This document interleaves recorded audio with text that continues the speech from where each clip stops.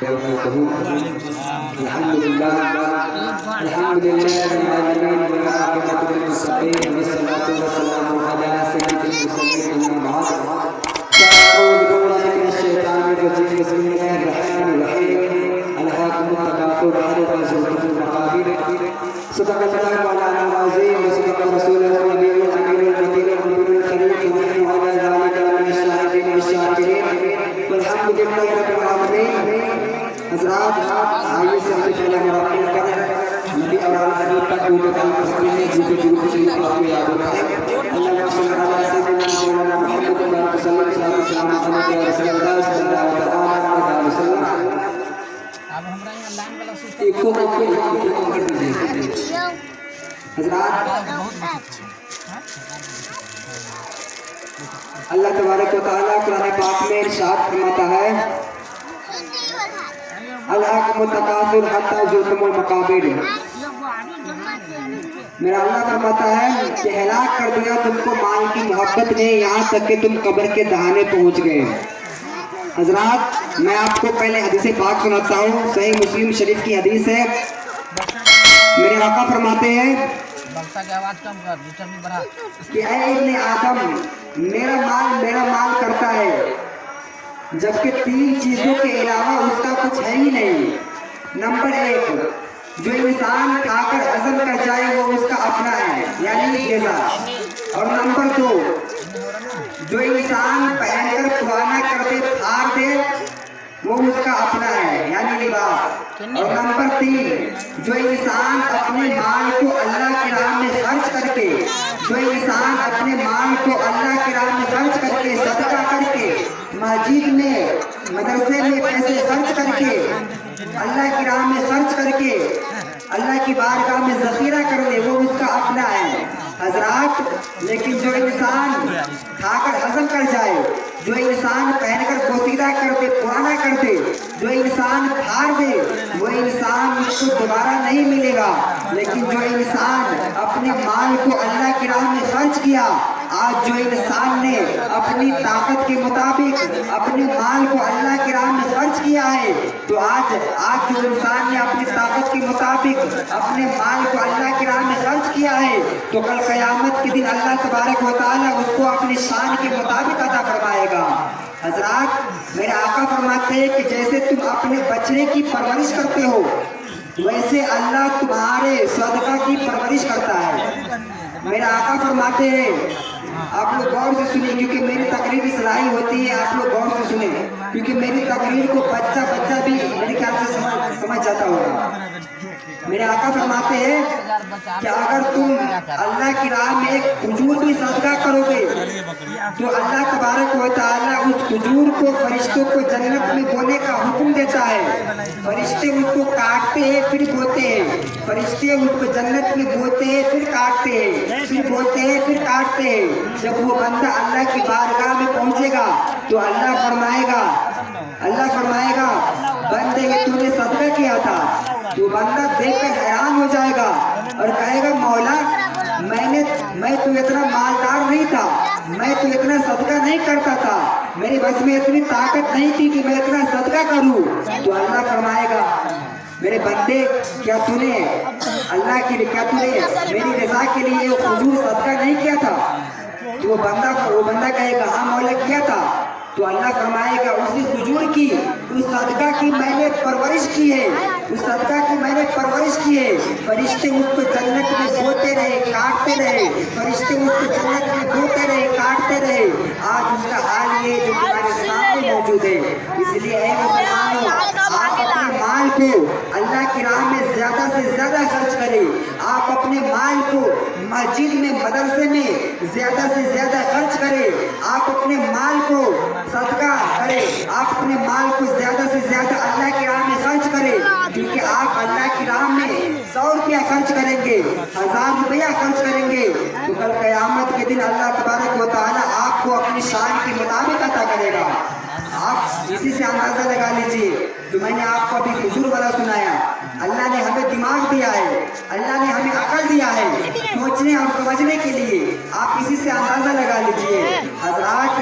لیکن آج انسان صدقہ دینے سے پیچھے ہٹتا ہے، آج انسان اللہ کی راہ میں پیسے خرچ کرنے سے پیچھے ہٹتا ہے، آج انسان مدرسے میں مسجد میں پیسے خرچ کرنے سے پیچھے ہٹتا ہے، انسان اپنے گھروں میں لاکھوں روپے خرچ کر لیتا ہے، لیکن انسان مدرسے میں مسجد میں پیسے خرچ کرنے سے پیچھے ہٹتا ہے، انسان صدقہ دینے سے پیچھے ہٹتا ہے، انسان اپنے لیے اپنے گھر والوں کے لیے عید میں یا کسی اور خوشی کے موقع پر بہترین سے بہترین کپڑے سلوا لیتا ہے، لیکن انسان کسی غریب کو عید کے موقع پر صدقہ کے طور پر ایک ہلکے دام کا کپڑا نہیں سلوا سکتا، انسان صدقہ دینے سے پیچھے ہٹتا ہے، انسان اللہ کی راہ میں پیسے خرچ کرنے سے پیچھے ہٹتا ہے، حالانکہ انسان نے دنیا میں جو گھر بنائے ہیں وہ صرف دنیا میں ہی کام آئیں گے، آخرت میں کام نہیں آئیں گے۔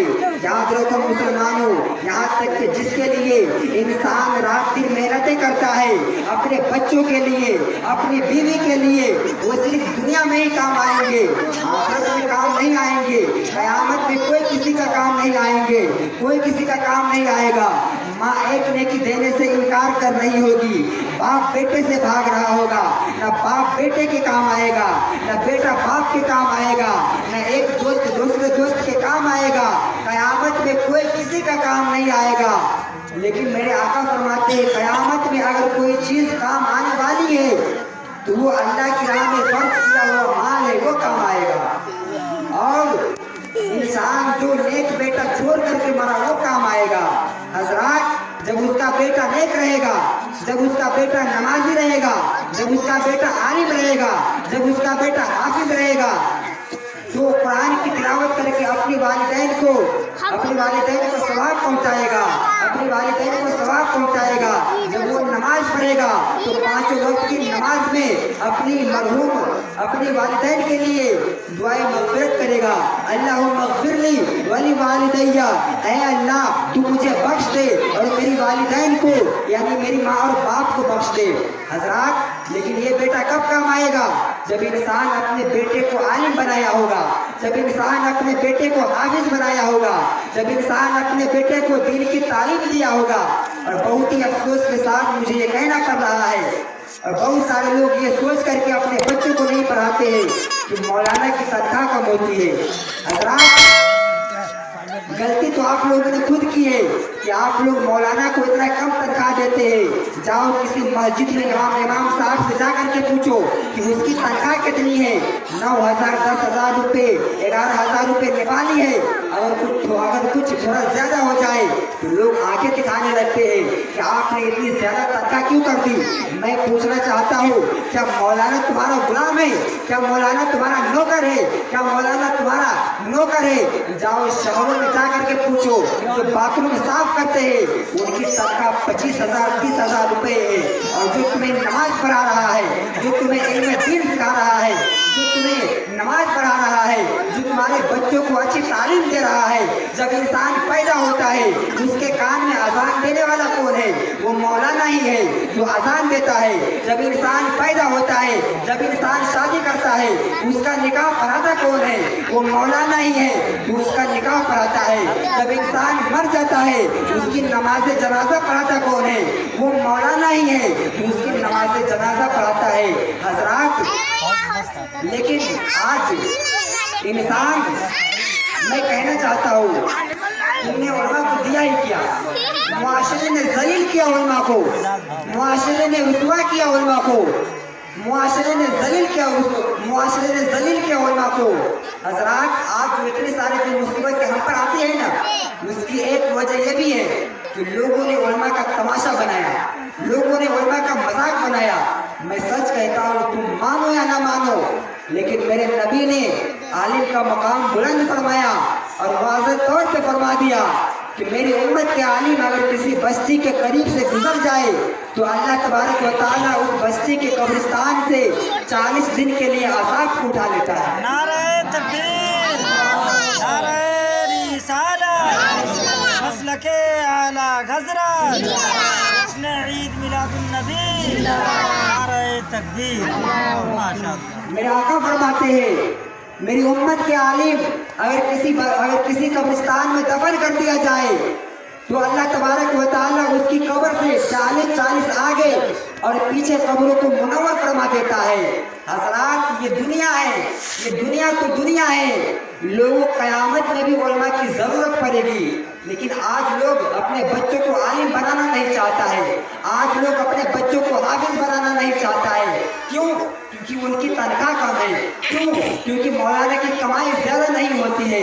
حضرات اس لیے میں آپ لوگوں سے کہنا چاہتا ہوں، آپ یہ مت سوچیں کہ علماء کی تنخواہ کم ہوتی ہے، آپ اللہ کی رضا کے لیے اپنے بچوں کو علم دین کی تعلیم دیجیے، کیونکہ ماں باپ پر یہ بچوں کا حق ہے کہ وہ اپنے بچوں کو دین کی تعلیم دے، ماں باپ پر یہ بچوں کا حق ہے کہ وہ اپنے بچوں کو اچھی تعلیم دے، ورنہ یاد رکھیں قیامت کے دن اللہ تبارک و تعالیٰ ایک طرف آپ کو کھڑا کرے گا اور ایک طرف آپ کی اولاد کو کھڑا کرے گا، اور آپ کی اولاد قیامت کے دن اللہ کی بارگاہ میں آپ کی شکایت کرے گی کہ یا پاک پروردگار عالم، میرے ماں باپ نے مجھے علم دین نہیں سکھایا، میرے ماں باپ نے مجھے دنیاوی تعلیم کو دیا لیکن میرے ماں باپ نے مجھے علم دین نہیں سکھایا، میرے ماں باپ نے مجھے علم دین نہیں سکھایا۔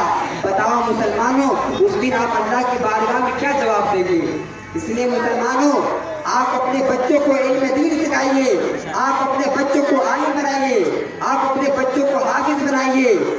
بس ایک چھوٹی سی حدیث سنا کر کے میں اپنی گفتگو کو ختم کر دیتا ہوں۔